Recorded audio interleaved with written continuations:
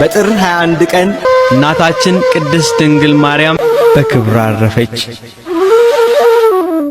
ባረፈችበት ጊዜ ጌታችን መድኃኒታችን ኢየሱስ ክርስቶስ የብዙ ከሚሆኑ መላእክት ከቅዱሳን አባቶች ጋር ቃል ኪዳን ሊሰጣት ተገለጸላት።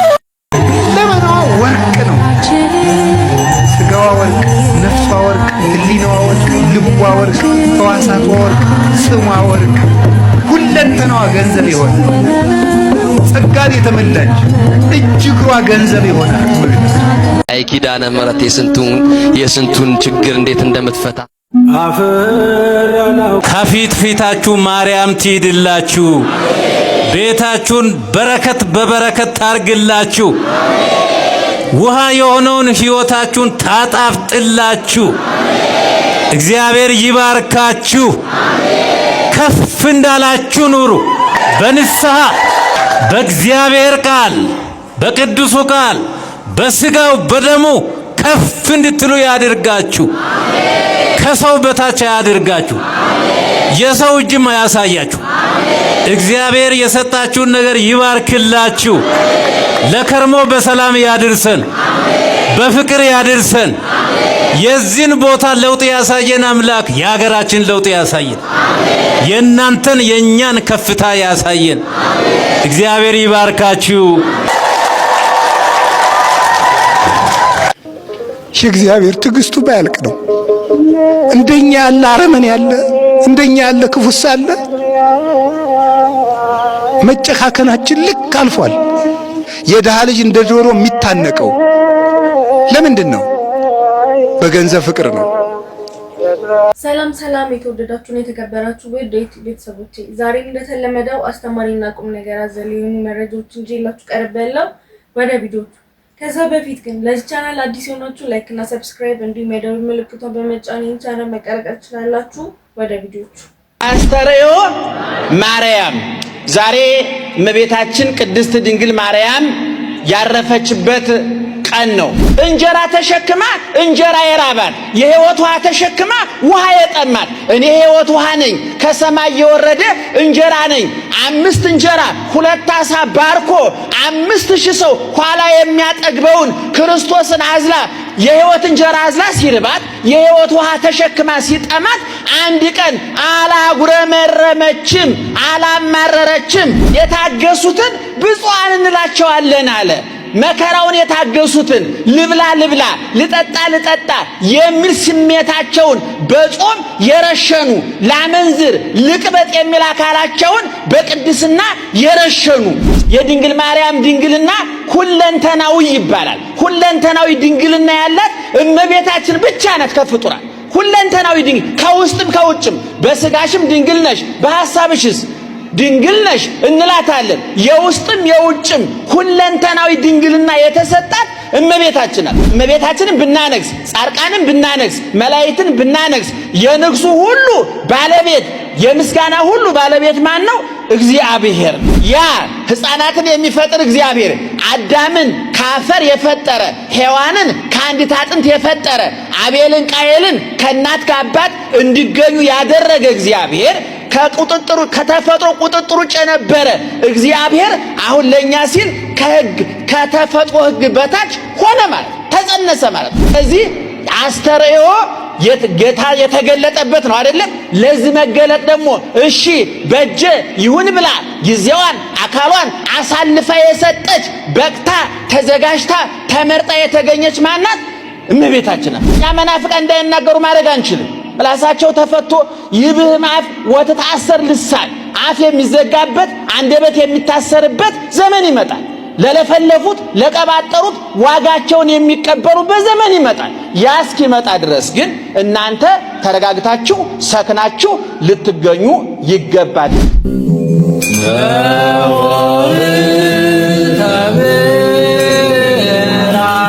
ክቡር አባታችን መላከ ብርሃን ሰሎሞን በቀለ የዚህ ታላቅ ደብር ካቴድራል አስተዳዳሪ፣ አገልጋዮች፣ ዘማሪያን፣ ሰንበት ተማሪዎች፣ እግዚአብሔርን ብላችሁ ይቅርታውን ቸርነቱን አምናችሁ ከቅድስት እናቱና ከቅዱሳን ባለሟሎቹ የሚገኘውን ጥበቃና ምልጃ ተስፋ አድርጋችሁ በዚህ ቅዱስ ቦታ እንድትገኙ እግዚአብሔር የፈቀደላችሁ ወገኖቻችን ምእመናን እንዴት ዋላችሁ? እንዴት አመሻችሁ? በየጊዜው በየቦታው በየምክንያቱ መስማት ይህች የምትመለከቷት እህታችን ሙስሊም ነበርኩኝ። የመጣሁት ሐምሌ ወር ላይ ነው። ነገር ግን ያመኝ ነበረ። ድንግል ማርያም እንደው ይህንን በሽቴን ካላቀልሽኝ እኔ ሃይማኖቴን እቀይራለሁ ብዬ ተስዬ ዝም ብዬ ጸበሉን ተጠምቄ ተመለስኩኝ። ወዲያውን ያመኝ የነበረ ህመም ተፈወስኩኝ። ይኸው ዛሬ ክርስትና ሃይማኖቴን ቀይሬ ተጠምቄ በመካከላችሁ እገኛለሁ። ምራተ ሥላሴ ተብያለሁ። ክብር ለድንግል ማርያም። አመስግኑ፣ ከፍ አድርጋችሁ። ከኢትዮጵያ ኦርቶዶክስ ተዋህዶ አንድ ነገር መማር ያስፈልጋል። ያለ እግዚአብሔር ፈቃድ ባለስልጣን አይሾምም ይላል። ያለ እግዚአብሔር ፈቃድ ምን አይሾምም? እና እንግዲህ ሁሉም ባለስልጣን እግዚአብሔር እየፈለገ ነው የሾመው። እንደው የዛሬዎችን መገምገም ከፈራችሁ የድሮዎችን ገምግሙ፣ ችግር የለም። እውነቴን እኮ ነው ማለት ነው። ቢያንስ የድሮዎቹ መጥተው ምንም አያረጉንም ማለት ነው። ስለዚህ የድሮዎቹን መገምገም ትችላላችሁ። እና እንደ ሁሉንም እግዚአብሔር እየወደደ የተሾሙ ናቸው። እግዚአብሔር ረድኤቱን ከኛ ላይ ሲያነሳ አራዊት የሆኑ ሰዎች በስልጣን ሊሆን ይችላሉ፣ በጭካኔ ሊሆን ይችላሉ፣ መጥተው እንዲሰለጥኑ ያደርጋቸዋል ማለት ነው። ኦርቶዶክስ ቤት እውነት የለም ብዬ አላምንም። ኪዳነ ምሕረት በቃ ኪዳነ ምሕረት አርግልኝ ካልኳት ታረግልኛለች። አፈርች ነበር። ከዛ ከመኪናው ቀስ ብዬ አወጥቻት ነበር። እቺ ኪዳነ ምሕረት እናቴ ሚስተረኛዬ ጓ አንቺ ትጀተልሻ። እኔ በጣም የምወዳት ኪዳነ ምሕረት ለኔ በጣም ብዙ ነገር ናት። ትወዳለህ ኪዳነ ምሕረትን? አንተ እንደምትሰማ እኛንም ትስማ። አሜን። ለፈው ኢትዮጵያ ሄጄ ነበረ። ኢትዮጵያ ሄድኩት አንድ ታላቅ አባት ነበሩ። ናሳቸው የሚቀጥለው ከዚህ ሳምንት በኋላ አልኖርም እና ና ብለውኝ ሄድኩት። ከዚህ ሳምንት አላልፍም አሉኝ።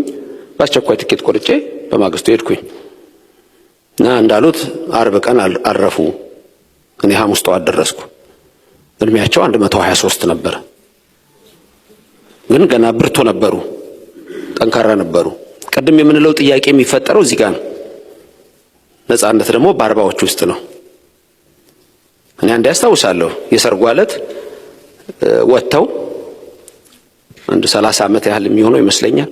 ድንገት ሰምታችሁ ይችላል። እንደወጣች ወደ መኪና ልትገባ ስትል ሌላ የሚመጣ መኪና ገይቶ ወዲያውኑ አረፈች።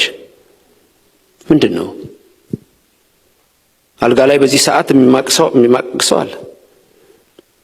ነፍስ አትወጣ ብዙ ዓመታት ሆስፒታል ውስጥ የተኙ ሰዎች አሉ። ምንድነው የእግዚአብሔር ዓላማው? እነዚህ ነገሮች በጣም ማስተዋል ይገባል። 4 ጥያቄዎች ሁልጊዜ ያነሳለሁ ለቅሶ ቤት። ከዚህ በፊትም ስናገር ሰምታችሁ ይሆናል። የመጀመሪያው ጥያቄ እኔ ማን ነኝ ነው። እኔ ማን ነኝ? It's a question of identity ነው። ማን ነኝ? ፍጡር ነኝ፣ ሰው ነኝ። ሁለተኛው ጥያቄ ከየት መጣሁ ነው። It's a question of origin ነው። ከየት ነው የመጣሁት? ከፈጣሪ ነው የመጣሁት። ሶስተኛው ጥያቄ It's a question of purpose ነው። ምንድነው እዚህ የምሰራው የሚለው ነው። እንዴት እንዲህ ሊሆን ቻልኩ የሚለው እዚህ ዓለም ላይ ያለው ነገር ነው። የመጨረሻው ጥያቄ ግን መጨረሻዬ ወዴት ነው ነው የሚለው። It's a question of destination። ወዴት ነው መጨረሻዬ? መጨረሻችን እግዚአብሔር ነው። እግዚአብሔር የፈጠረንን አንድ ብርጭቆ ውሃ የሰው ልጅ ማምጣት አይችልም። ይሄ ሁሉ ጥበብ ተነግሮ ይሄ ሁሉ ፈላስፋ ምድር ላይ ሰማይ ወጣው ጥልቅ ገባው እመቃትን ፈለካትን አጠናው የሚለው አንዲት ብርጭቆ ውሃ ማምጣት አይችልም። ተኝቶ እንቅልፉን እያንኮራፋ ይለጥጣል። አቅመ ቢሶች ነን። ከእግዚአብሔር ውጭ ምንም ነገር የለም። እዚህ እግዚአብሔርን ከያዝነው እግዚአብሔር ደግሞ ዝም ብሎ በራሳችሁ አይምሮ ትንሽ አታድርጉት። እንዲያርግ ያለው ይቀጣኛል፣ በዚህ ጋር ይቀስፈኛል። እንደሱ አይደለም። እግዚአብሔር ከአስፈሪነቱ ይልቅ መሐሪነቱን በልባችሁ ውስጥ ሳሉት። ደግነቱን እዩት። እንደኔና እንደናንተ ኃጢአት ቢሆን ዛሬ ፀሐይ ትወጣለች እንዴ? ዛሬ ይነጋል ይመሻል እንዴ? ደግ እግዚአብሔር ስለሆነ እንጂ። የእግዚአብሔር ገንዘቦች ናችሁ። እግዚአብሔር ገንዘቡን ወደ ራሱ ነው የሚከተው። ሁሌ ላለው ከኪሳችሁ 100 ብር ወድቆ ጭቃ ቢነካ ትቶ የምትሄዱ ብዬ አንድም ሰው እስከዛሬ አላገኘሁም። ትቶ የሚሄድ ማትቶ ይሄዳል። ገንዘቡ ነዋ። ጭቃውን ጠርጎ ክትት ነዋ። ኃጢአት በደል ቢነካችሁ ርኩሰት ቢነካችሁ ብትቆሽሹበት ሕጽበኒ ወአንጻኒ ማጥያቴ እጠበኝ አንጻኝ ከበረዶ ይልቅ ነጭ ሆነልሃል ይላል ልበ አምላክ ዳዊት። እንደዛ እያጠበ ገንዘቡ ስለሆናችሁ ወደ እግዚአብሔር መንግስት ያገባራል። ነጻነት ነው። የኦርቶዶክስ ተዋሕዶ ቤተክርስቲያን 90% ሃይማኖት 10% ባህል በሚል መሪ ቃል የሚንቀሳቀሱና ጭፈራን ከሃይማኖታዊ ስነ ስርዓት ጋር ለመቀላቀል የሚሞክሩ ድርጊቶችን እንደማትቀበል ገልጻለች። ትናንት ምሽት በእንጦጦ ኪዳነ ምሕረት ገዳም በተካሄደው አውደ ምሕረት ትምህርት ላይ አንድ የቤተክርስቲያኗ መምህር ባስተላለፉት ጥብቅ መልእክት በሃይማኖት ስም የሚደረጉ ማናቸውም አይነት የጭፈራ ስርዓት ቤተክርስቲያንን የማይከተሉ እንቅስቃሴዎች በፍጹም ተቀባይነት እንደሌላቸው ገልጸዋል። መምህሩ በመልእክታቸው ላይ በልዩ ሁኔታ እንዳሳስቡት አርቲስቶችና ታዋቂ ነን የሚሉ ምዕመናን የቤተክርስቲያኗን ጥንታዊ ዶግማ፣ መሰረተ እምነት እና ቀኖና ህገጋት የመጠበቅ የማክበር ግዴታ እንዳለባቸው ገልጸዋል። ታዋቂነት በቤተክርስቲያን ስርዓት ላይ የራስን ፈጠራ ለመጨመር ወይም ስርዓትን ለማናጋት መብት እንደማይሰጥም ተመላክቷል። ታዋቂ ግለሰቦች ለብዙሃኑ አራያ ስለሚሆኑ በሚያደርጉት እንቅስቃሴ ሁሉ የቤተክርስቲያንን ቅድስና ሊጠብቁ ይገባል ያሉት መምህሩ ከቅርብ ጊዜ ወዲህ በታዋቂ ሰዎች ዘንድ የሚታየው ሃይማኖትን ከጭፈራ ጋር የመቀላቀል አዝማሚያ በአስቸኳይ ሊታረም እንደሚገባም አሳስበዋል። በዚህ ዓለም ስንኖር ከመግፋት ይልቅ መገፋት ሀብት ነው። እኛ በሰዎች ላይ ግፍን እንፍራ፣ ግፍን ማድረግን እንፍራ። ስንገፋ ግን በረከታችን ነው፣ ከፍ ያደርገናል። ወደፊት ስንገፋ እየተንደረደርን ጉልበት እያገኘን እንሄዳለን እና ወገን የለኝም ዘመድ የለኝም አንበል። ይግባይ ለክርስቶስ የሚባል አለ። ከባለስልጣኖች በላይ፣ ከባለ ሀብቶች በላይ፣ ከዝነኞችና ከጉልበተኞች፣ ከባለ ጊዜዎች በላይ ባለ ጊዜ የሆነው ክርስቶስ አለ። መገፋታችንን፣ ማዘናችንን፣ መጠላታችንን፣ መገፍተራችንን፣ መገለላችንን፣ መከዳታችንን ሁሉ ይግባኝ ለክርስቶስ ካል ከባድ ነው።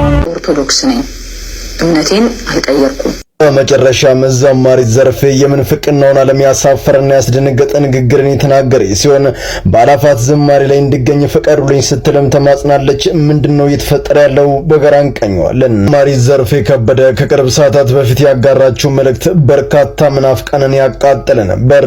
እነሱም ሰራችልን ሲሉ ተደምጦ ወገኖቼ በእኛና በድንግል ማርያም መካከል ጠብ የለም። ጠቡን ፓርቲሽን የሚሰሩት ምድር ላይ ያሉ ሰዎች ናቸው።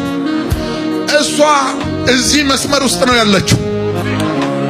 እዚህ በሌላ በኩል ሰው ሲወለድ የእናት አባት ሃይማኖት ይዞ ነው የሚወለደው። እንደ ቤተክርስቲያናችን አስተምሮ ቢብራራ ብለዋል። እቺ አባባል የሆነች ጭስ ሸታቸዋለች። አንዳንድ ሰዎች የሚሉት አሉ። አሁን ስንወለድ እኮ እኛ እንትን ነን አሁን ነው ክርስቲያኖች የሚሉ ሰዎች አሉ። በጣም ይሄ ጅልነት ነው የመጨረሻ። አንደኛ ያ ሃይማኖት እኛ ስንወለድ እንትን ሆነን ነው የምንወለደው የሚለው ሃይማኖት ራሱ መቼ ነው የተመሰረተው? ስለዚህ የሌለበትን ነገር መናገር በራሱና አዳምም ሲወለድ እንደዛው ነው የተወለደው። ሲፈጠር እግዚአብሔር ማንን የፈጠረው? ሰው አቃለቀ። ጉራጌ አይደለም፣ ትግሬ አይደለም፣ ክርስቲያን አይደለም፣ እስላም አይደለም፣ ምናምን አይደለም። ይሄ ሰው ከጊዜ በኋላ የመጡትን ነገሮች እዛ ወስዶ መከመር ሰውን ፈጠረው። ሰውን ከነ ሙሉ ክብሩ ፈጠረው። ያንን ክብሩን ሰው አጣ። ከዛ ሊመልስለት መጣ። አየህ፣ ክርስቲያን የምትሆነው የቀደመው ክብርን ነው እየመለሰልህ ያለው እንጂ የሌለህበትን ሃይማኖትን እያስካደህ አይደለም። ያንን ክብርህን ነው ውሰድ ያለች ቤተክርስቲያን። ሰው ተፈጠረ፣ ዋንስ አንድ አዳም ነው የተፈጠረው። በደለው፣ ከዛ በኋላ ጠፋ፣ ተፈረደበት። ያን የተፈረደበት ሰው ሊፈልግ መጣ። ሁሉንም ነገር መለሰለት፣ ጠቅላላ ማለት ነው መልሶለት አስቀመጠለት። የሚፈልግ ሰው ደግሞ መጥቶ እንዲወስድ ያንን ጸጋውን በሙሉ ሰብስቦ የጸጋ ግምጃ ቤት የተባለችው ቤተክርስቲያን ውስጥ አስቀመጠለት ማለት ነው። እየወሰድክ ያንን ጸጋህን ትቀላቀላለህ ወደዛኛው ግሩፕ ማለት ነው እንጂ የነበረን ነጥቃ የምትሰጥ አይደለም። ትልቁ ነገር ስንፈጠር ሰው ነበርን፣ ስንወለድም ሰው ሆነን የተወለድነው። ሰው በሰውነቱ ነው የሚወለደው። መጽሐፉ የሚለው ይሄንን ነው። ከሥጋ የተወለደ ስጋ ነው የሚለው በቃ እንጂ የእንትን እምነት ተከታይ ነው እንትን ነው ምናምን አይልም። ከስጋ የተወለደ ስጋ ነው፣ ከመንፈስ የተወለደ ደግሞ መንፈስ ነው። ሁለተኛ ልደት ነው የምናገኘው ነው። እሱን ነው መጽሐፍ እንደዚህ ይላል። ዮሐንስ ወንጌል ምዕራፍ 3 ቁጥር ከ6 ጀምሮ ከስጋ የተወለደ ስጋ ነው፣ ከመንፈስ የተወለደ መንፈስ ነው። ዳግመኛ ልትወለዱ ያስፈልጋችኋል ስላልኩ አታድንቅ፣ ነፋስ ወደሚወደው ይነፍሳል። ለኔ የሆነችልኝ እንዴት ብዬ ልንገራችሁ? እግዚአብሔር እንዴት ብዬ ልንገራችሁ? እግዚአብሔር ምን ብዬ ለሷ ለኔ የሆነችልኝ እንዴት ብዬ ባልጠበቅኩ። አትሌቶች ባለቤቴም አትሌት ነች፣ እኔም አትሌትም በብዙ ዓመት በሰው መተት ስንከራተት ነበር። እመቤቴ ድንግል ሆይ ሰርተን እንዳልሰራ ነው ለፍተን እንዳልለፋ ነው ሆነን ከንቱ ልፋት ሆነን ቀራን ብዬ አልቅሼ ሄድኩ። ሄደን ሳምንት ባልሞላ እኛ በጠበቅን ሳነው እሷም በአቋራጭ የላባችን ዋጋ በሌላ በአቋራጭ 1 ሚሊዮን ሰጠችን እመቤቴ ድንግል ማርያም። ያን ብርም ሳላስብ በህልም አይሳየችኝና የሆነ ካርታ ቤት ባዶ አግኝቼ ገዛሁበትና ባለቤትም አረገችኝ። እናቴ ለኔ የሆነችል ለኛ የደረሰችልኝ ለእናንተም ትደረሰላችሁ። ከልብ ጽናችሁ ለምኑ። እኔ ብዙ መናገር አልችልም፣ ከብደኛል። እንዴት ብዬ ልንገራችሁ? እመቤቴን እልል ብላችሁ አመስግኑልኝ። የትዳር ዓላማው ጽድቅን መፈጸም ነው። ድህነትን ፍጹም ማድረግ ነው። አንድ ሊቅ ምን ይላል? የምንኩስና ህይወትን በመምራት ጽድቅን ለመፈጸም ላልቻል ለኛ ጽድቅን መፈጸም ያድርጉ እግዚአብሔር የሰጠው የጸጋ ህይወት ቢኖር ትዳር ነው ይላል። ስለዚህ ጽድቅን መፈጸም የሁለቱም ተጠቃሚነት ነው አይደለ? የእግዚአብሔር ቃል ምን ይላል? ስለዚህ ወጠንቅ ለእያንዳንዱ ለራሱ ሚስት ትኑረው፣ ለእያንዳንዲቱ ለራሷ ባል ይኖራት ይላል።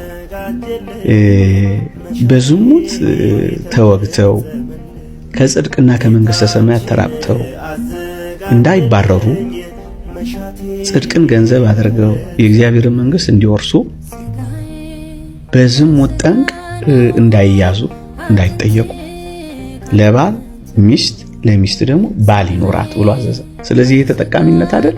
ትክክል። ጽድቅን ያገኛሉ። ስለዚህ ማን ነው የበለጠ ተጠቃሚ? ማን ነው? ጽድቅ ሁሉንም ነው እኩል ነው ተጠቃሚ የሚያደርገው። ሚስትህን ስትገባ ያለ ሀፍረት ነው የምናገረው። እኔም ባለ ትዳር ስለሆነ ግንባሯን ሳማት፣ ግንባሯን በላት አላልኩ። እየሰማች ነው? ምን አድርጋት? ግንባሯን ሳማት። እቅፍ አድርገህ እቅፍ አድርገህ ስሟን ሳትቀይር እንዴ ስሟ ደመቁ ወይም ደግሞ ቤተልሔም ከሆነ ቤተልሔም ብለህ አይደለም የምትጠራት፣ የኔ ፍቅር የኔ ቆንጆ ብለህ ነው የምትጠራት። እቅፍ አድርገህ ትናንትና 18 ዓመት የ20 ዓመት ልጅ እያለች እምቡጥ እያለች የወደድካት ሴት ዛሬ አንተን ልጆች ስትታቀፍና አንተ ስላልተመቻት ከስታ ጠቁራ ሊሆን ይችላል። ነገር ግን ማሰብ ያለብህ የትላንትናዋን ውበት ነው። ዛሬ ወጣቱን ያያት ሴት ነገ እንደናቷ ልትከሳ ትችላለች፣ ልታረጅ ትችላለች። ብዙ ጊዜ ሔዋናችሁ አጠገባችሁ ቁጭ ብላ ህልም የምትጠባበቁ ሰዎች አላችሁ። አዳምሽን አምጥቶ ፊት ለፊትሽ እያሳየሽ ማለት ነው። ሌላ አዳም የምትጠብቂያለሽ። እዚህ ጋር ነው ያለው አዳም፣ ሌላ አዳም የለም። ለምንድን ነው ማታ ማንጸልየው? ለምንድን ነው በርከክ ማለትን ያለመድነው? ባለመንበርከካችን ምን መጣ? ባለመጸለያችን ባለመስገዳችን ምን ሆነ? አይነ ጥላ አብሮ ተወለደ። ማታ ጸልይ ስለማትተኛ ከልጆች ጋር አይነ ጥላው አብሮ ተወለደ። የጨለማው ጊዜ ከልጆች ጋር ሆነ። ውስጣቸውን ሰረቀው። ሲያድጉ አብሯቸው አደገ። ባህሪያቸውን መሰለ፣ ጠባያቸውን መሰለ። ሲናገር መንፈሱ መናገሩን አታቅም። ሲጣላ መንፈሱ አብሮ መጣላቱን አታቅም። ቋንቋው ጸሎት ከጸለያችሁ በኋላ አረፍ በሉ። አረፍ በሉ ማለት ነፍሳችሁን አዳምጡ ነው። በቤተክርስቲያን ውስጥ አስቀድሳችሁ ሊሆን ይችላል።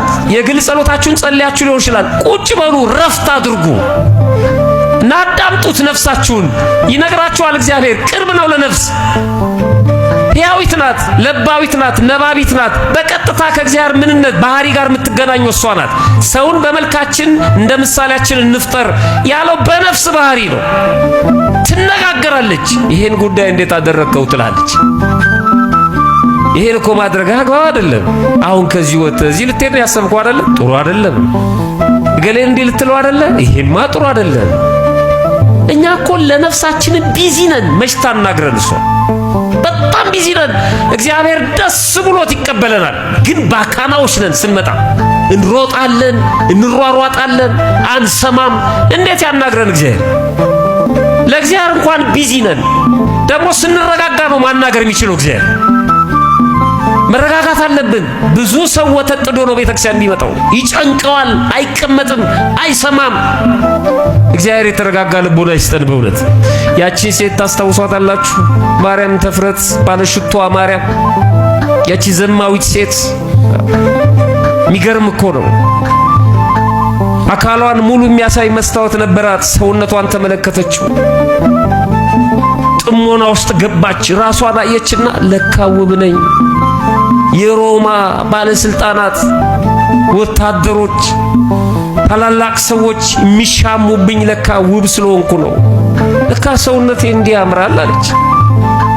ይሄ ስጋዋ ነው። ነፍስ ጊዜ አገኘች። ከውስጧ ጋር ማውራት ስትጀምር ነፍስ ነቃች ማለት ነው። በፊት ዝም ብላ ዝሙት ስትሰራ ነፍስን ሳታዳምጥ ቀርታ ማለት ነው። አፍዝዛት አደንዝዛት ነበር። አሁን ወደ ውስጧ ስታወራ ነፍስ ነቃች።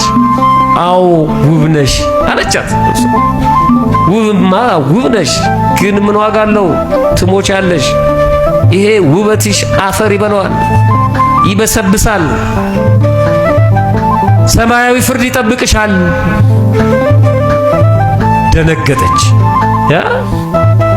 ወያም ስደነግጥ መፍትሄውን ደግሞ አመጣችላት።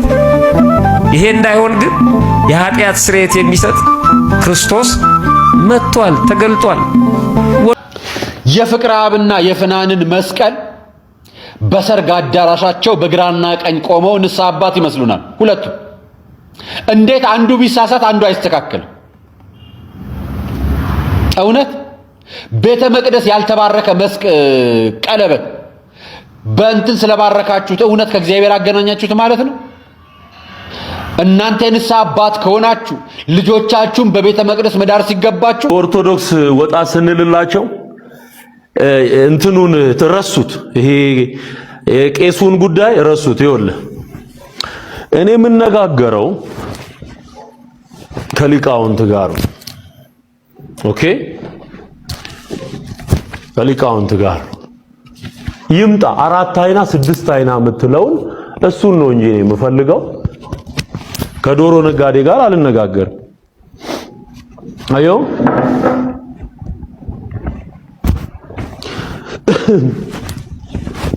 እንደዚህ ለብሼ ነው የምቀመጠው እኔ በዚህ ማዕረግ።